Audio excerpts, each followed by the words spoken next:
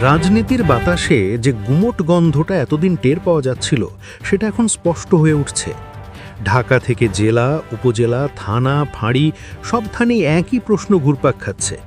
আসলে ক্ষমতার খেলা কোন দিকে মোড় নিচ্ছে? উত্তরটা লুকিয়ে আছে রাষ্ট্রযন্ত্রের আচরণে। চোখে পড়ছে এক অদ্ভুত বদল। কথাবার্তায় কম দাপুট, সিদ্ধান্তে বেশি সাবধানতা। এই বদল হঠাৎ নয়, এটি ভেতর থেকে জন্ম নেওয়া এক গভীর উপলব্ধির ফল। গত কয়েক সপ্তাহে প্রশাসনের প্রতিটি স্তরে যে নীরব বার্তাটি পৌঁছেছে, জনগণের বিপক্ষে দাঁড়ালে রেহাই নেই। একসময় যে পুলিশ অফিসাররা রাজনৈতিক ফোনে ছুটে যেতেন, আজ তারাই ফোন তুলতে ভয় পান। কারণ তারা বুঝে গেছেন রাজনৈতিক ছাতা আর আগের মতো নিরাপদ নয়। সরকার বদলায়, ক্ষমতা হাত বদল হয়, কিন্তু ক্ষুব্ধ জনতার স্মৃতি বদলায় না। এই উপলব্ধি আজ পুলিশ ও প্রশাসনের মেরুদণ্ড সোজা করছে। এই বাস্তবতায় সবচেয়ে বড় পরিবর্তনটা ঘটছে মাঠের খেলায়। এতদিন নির্বাচন মানেই ছিল প্রশাসনিক সমীকরণ, কেন্দ্র দখলের অলিখিত বোঝাপড়া, রাতের অঙ্ক। এবার সেই পুরনো ছক কাজ করছে না। উপর থেকে নিচ পর্যন্ত একটাই নির্দেশ, নিরপেক্ষতা, কাগজে কলমে নয়, বাস্তবে। কারণ সবাই জানে সামান্য পক্ষপাত মানেই কেরিয়ার শেষ, এমনকি ব্যক্তিগত নিরাপত্তাও প্রশ্নের মুখে পড়তে পারে। এই জায়গাটাতে এই রাজনীতির দাবার বোর্ড উল্টে যাচ্ছে। যারা প্রশাসনের ভরসায় রাজনীতি করত, তাদের পায়ের নিচের মাটি সরে যাচ্ছে। হঠাৎ করেই বুঝে যাচ্ছে ক্ষমতায় যেতে হলে আর শর্টকাট নেই। জনগণের দরজায় যেতে হবে, ভোট চাইতে হবে, গ্রহণযোগ্য হতে হবে। এই বদলটা অনেকের জন্য অস্বস্তিকর, অনেকের জন্য আতঙ্কের। কিন্তু একই বদল অন্য একটি পক্ষের জন্য আশার আলো। দাঁড়িপাল্লার পক্ষে থাকা শক্তিগুলো বহুদিন ধরেই বলে আসছে, খেলা যদি সোজা হয়, মাঠ যদি সমান হয়, তবে ফল বদলাবেই। এতদিন তারা প্রশাসনিক বাধা, গ্রেফতারি, মামলা, নজরদারির চাপে পড়ে মাঠে দাঁড়াতেই পারেনি। তবু তাদের ভোট ব্যাংক টিকেছিল, সংগঠন ভাঙেনি, কর্মীদের মনোবল ভাঙেনি। এই স্থায়িত্বটাই এখন তাদের সবচেয়ে বড় শক্তি হয়ে উঠছে। মানুষের মনোভাবও বদলাচ্ছে। গত কয়েক বছরের অভিজ্ঞতা সাধারণ ভোটারকে শিখিয়েছে ক্ষমতার দাপট ক্ষণস্থায়ী, কিন্তু ন্যায়বোধ দীর্ঘস্থায়ী। মানুষ এখন প্রশ্ন করছে কে সত্যিই তাদের কথা বলে আর কে শুধু ক্ষমতার হিসেব কষে। এই প্রশ্নের মুখে দাঁড়িপাল্লার বক্তব্য অনেকের কাছে পরিষ্কার শোনাচ্ছে, প্রশাসনের জোরে নয়, জনসমর্থনের জোরে রাজনীতি। এখানে একটা মনস্তাত্ত্বিক দিক আছে। যারা বছরের পর বছর কোণাঠেসা ছিল, তাদের মধ্যে এক ধরনের ধৈর্য জন্মায়। সেই ধৈর্য থেকে আসে সংগঠনের শৃঙ্খলা। আজ নেই, কাল আছে, এই মানসিকতা নিয়ে তারা মাঠে থাকে। অন্যদিকে যারা সব সময় প্রশাসনের সহায়তায় অভ্যস্ত, তারা হঠাৎ সেই সহায়তা না পেয়ে দিশেহারা হয়ে পড়ে। এই মানসিক ফারাকটাই সামনে বড় হয়ে উঠতে পারে অতীতের কিছু নির্বাচন, যেখানে সব প্রতিকূলতার মাঝেও নিরপেক্ষ পরিবেশে ফল ভিন্ন হয়েছে। কারণ ভোটার তখন ভয়মুক্ত হয়ে সিদ্ধান্ত নিতে পেরেছে। এবার যদি সত্যি সেই ভয়মুক্ত পরিবেশ তৈরি হয়, পুলিশ যদি বুথের ভেতরে ঢুকে ভোটারকে চোখ রাঙাতে না পারে, প্রশাসন যদি রাতের অঙ্কে না বসে, তাহলে ফলাফল শুধু সংখ্যা হবে না, বার্তাও হবে। সেই বার্তা হবে বাংলাদেশে রাজনীতি আবার ভোটের পথে ফিরছে। এই সম্ভাবনাই দাঁড়িপাল্লার সমর্থকদের আত্মবিশ্বাস বাড়াচ্ছে। তারা মনে করছে এতদিন যে অদৃশ্য দেওয়াল ছিল সেটা ভাঙছে। দেওয়াল ভাঙলে শুধু ভোট নয়, কথাও বেরিয়ে আসে। মানুষ তখন খোলামেলি কথা বলে, পছন্দ জানায়। এই খোলামেলা ভাবেই তাদের শক্তি। অবশ্য আত্মবিশ্বাস আর বাস্তবতার মধ্যে ফারাক থাকলে বিপদ। কিন্তু এখানে বাস্তবতা হলো সংগঠন, ভোট ব্যাংক এবং আইদর্শিক দৃঢ়তা।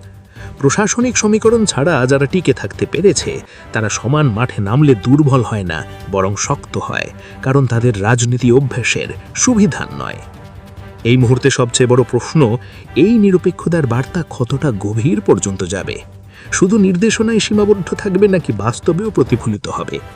যদি বাস্তবে হয়, তবে রাজনীতির পুরনো হিসেব ভেঙে নতুন হিসেব শুরু হবে। রাষ্ট্রযন্ত্রের এই নীরব পরিবর্তন আসলে এক ধরনের স্বীকারোক্তি। ভুল পথে গেলে পরিণতি ভয়াবহ। সেই স্বীকারোক্তির সুযোগটাই এখন কাজে লাগাতে চাইছে দাঁড়িপাল্লার পক্ষ। তারা বলছে সুযোগ নয়, এটা অধিকার, ভোটের অধিকার। রাজনীতিতে শুধু নির্দেশ বা বক্তব্য নয়, সবচেয়ে বড় ইঙ্গিত আসে মাঠের আচরণে। আর মাঠ ভুলতেই এখন বোঝা যাচ্ছে প্রশাসন আর রাজনীতিবিদদের পুরনো বোঝাপড়ার সেই নীরব ভাষা কাজ করছে না।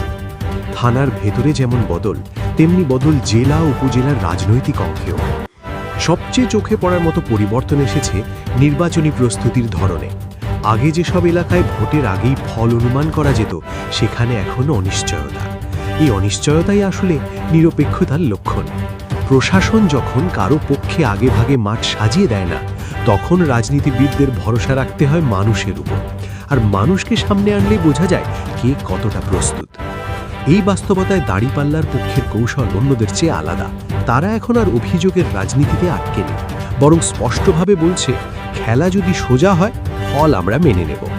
এই বক্তব্যের ভেতরেই লুকিয়ে আছে আত্মবিশ্বাস, কারণ যারা সব সময় প্রশাসনিক বাধার কথা বলে এসেছে, তারা আজ সেই বাধা সরে যাওয়ার ইঙ্গিত পাচ্ছে। গ্রাম বাংলার চিত্রটা এখানে খুব গুরুত্বপূর্ণ। শহরের রাজনীতি অনেক সময় টিভি, টক শো আর সোশ্যাল মিডিয়ার মধ্যে ঘোরে, কিন্তু গ্রামে ভোট হয় চোখে চোখ রেখে। সেখানে মানুষ জানে কে বিপদে পাশে ছিল, কে শুধু ক্ষমতার সময় দেখা দিয়েছে। দাঁড়িপাল্লার কর্মীরা বহু জায়গায় দীর্ঘদিন ধরে এই পাশে থাকা রাজনীতিটাই করেছে। ত্রাণ, সামাজিক কাজ, ধর্মীয় ও শিক্ষা কার্যক্রম, এইসবের মাধ্যমে তারা সম্পর্ক তৈরি করেছে। প্রশাসনিক দাপটের রাজনীতির পাশে এই সম্পর্কের রাজনীতি এতদিন চাপা পড়েছিল, এখন সেই চাপ কমছে। আরেকটা বড় ফ্যাক্টর হচ্ছে ভয়। ভোটের মাঠে সবচেয়ে শক্তিশালী অস্ত্র ছিল ভয় দেখানো। কেন্দ্র দখল, মামলা, গ্রেফতার, এসবের মাধ্যমে ভোটারকে সিদ্ধান্ত বদলাতে বাধ্য করা হতো। কিন্তু পুলিশ যখন স্পষ্ট বার্তা দেয়, পক্ষপাত করলে রক্ষা নেই, তখন এই ভয়ের ভিত্তিটাই দুর্বল হয়ে যায়। ভয় কমলে ভোটারের মন খুলে যায়, আর খোলা মনে ভোট দিলে হিসাব বদলায়। এই জায়গায় এসে অনেক বিশ্লেষক বলছেন, এটা শুধু একটি দলের সুবিধে নয়, এটা পুরো রাজনৈতিক সংস্কৃতির জন্য টার্নিং পয়েন্ট। কিন্তু বাস্তবতা হলো, সবাই সমানভাবে এই সুযোগ কাজে লাগাতে পারবে না। যারা সংগঠন ধরে রেখেছে, কর্মীদের প্রস্তুত রেখেছে, তারাই লাভবান হবে। দাঁড়িপাল্লার পক্ষ এখানেই এগিয়ে, কারণ তারা বহু বছর ধরেই খারাপ সময়ের রাজনীতি করেছে। অন্যদিকে যারা প্রশাসনিক সহায়তাকে স্বাভাবিক ধরে নিয়েছিল, তাদের মধ্যে এখন দ্বিধা। মাঠের নেতারা বুঝে উঠতে পারছেন না আগের মতো আশ্বাস দেওয়া যাবে কিনা। এই দ্বিধাই সবচেয়ে বড় দুর্বলতা, কারণ রাজনীতিতে নেতা যদি আত্মবিশ্বাসী না হয়, কর্মীও ভেঙে পড়ে। আরেকটি গুরুত্বপূর্ণ বিষয় হচ্ছে আন্তর্জাতিক দৃষ্টি। বাংলাদেশের নির্বাচন এখন শুধু অভ্যন্তরীণ ইস্যু নয়, নিরপেক্ষতা নিয়ে আন্তর্জাতিক পর্যবেক্ষকদের কড়া নজর আছে। এই চাপ ও প্রশাসনকে সতর্ক করছে, ফলে চোখ বন্ধ করে কিছু করে ফেলি, এই মানসিকতা আর নেই। এই বাস্তবতা দাঁড়িপাল্লার পক্ষের জন্য বাড়তি প্লাস পয়েন্ট, কারণ তারা বরাবরই দাবি করেছে স্বচ্ছ নির্বাচনের। এখানে একটি মনস্তাত্ত্বিক যুদ্ধও চলছে। দীর্ঘদিন কোণ ঠাসা থাকা শক্তিগুলো সাধারণত দুই ভাগে ভাঙে, হতাশ হয়ে অথবা আরও দৃঢ় হয়ে।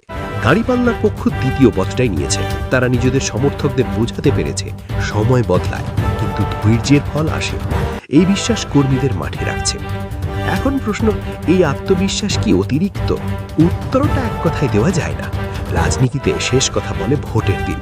কিন্তু এটুকু পরিষ্কার, যদি প্রশাসন সত্যি নিরপেক্ষ থাকে, তাহলে ফলাফল আর আগের মতো একপেশে হবে না।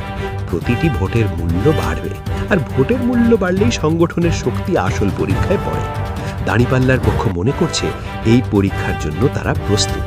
তাদের যুক্তি সহজ, আমরা বাধা সত্ত্বেও টিকেছিলাম, তাহলে বাধা সরে গেলে পিছিয়ে পড়ব কেন?